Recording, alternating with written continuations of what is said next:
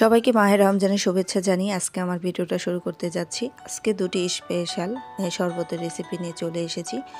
আর এই শরবতের রেসিপিটা অবশ্যই আপনারা ইফতারিতে রাখতে পারেন। এটা যে কতটা বেনিফিট তা আপনারা না খেলে অবশ্যই বুঝতে পারবেন না।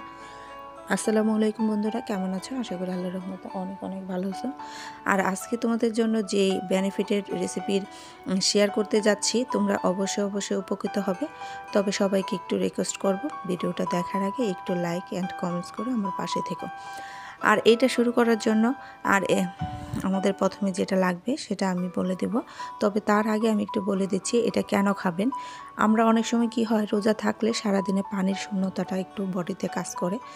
আর এতে করে কি হয়, স্কিনের মসৃণতা দূর হয়ে যায় এবং এটা খেলে আপনার কোমল একটা স্কিন আসে এবং স্কিনের সৌন্দর্য বৃদ্ধি করে।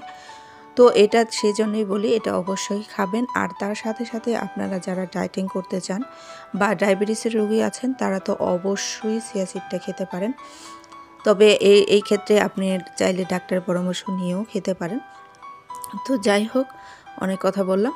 তো চিয়া সিডটা কিন্তু এখন অ্যাভেলেবেল সব জায়গায় পাওয়া যায়। আপনি দেশ বিদেশ সব জায়গায় আপনি চাইলে পাবেন। এখন এটার ব্যবহারিতা অনেক বেড়ে গেছে।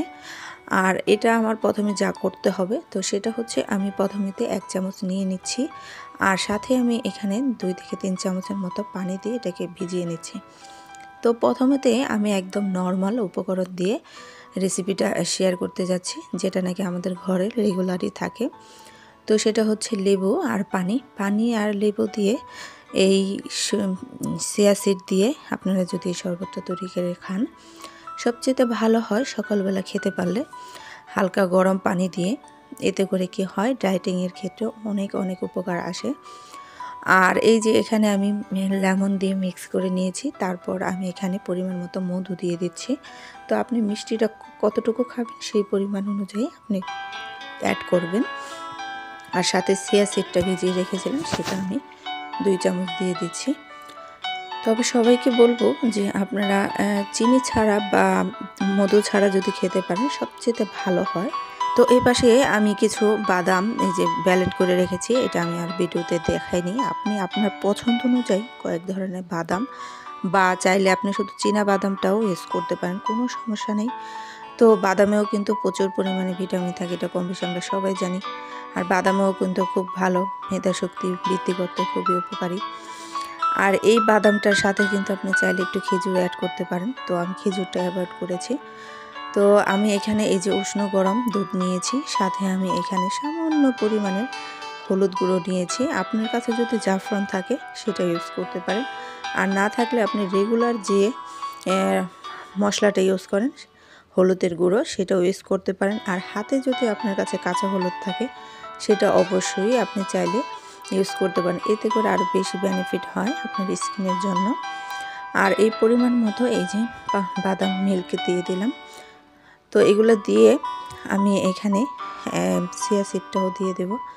তো আপনারা চিয়া সিডটা কে কতটুকু খাবেন সেইটুকু অনুযায়ী আপনারা দিয়ে নেবেন, দিয়ে ভালো করে মিক্স করে নেবেন। এই ড্রিঙ্কসটা কেন খাবেন দেখেন, আমরা অনেকে রোজা থাকি, রোজা থাকার পরে পর্যাপ্ত পরিমাণে বডিতে পানি থাকে না, সেক্ষেত্রে দেখা গেছে টয়লেটের সমস্যা হয় এবং স্কিনেও অনেক প্রবলেম হয়। সেক্ষেত্রে আপনি এটা যদি রেগুলার খান, আপনার স্কিন এবং বডি টয়লেটের জন্য খুবই বেনিফিট হবে। তাই বলবো ইফতারিতে এই দুটি হেলদি ড্রিঙ্কস অবশ্যই রাখার চেষ্টা করবেন, এতে করে আপনার বডি সুস্থ থাকবে।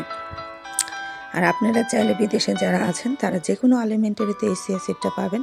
তাছাড়া আপনি চাইলে টুরিস্টেও কিন্তু অ্যাভেলেবেল চিয়া সিড পাবেন। তাছাড়া বড় সুপার মার্কেটে, যে কোনো মার্কেটে আপনি এটা খুঁজে নিতে পারেন।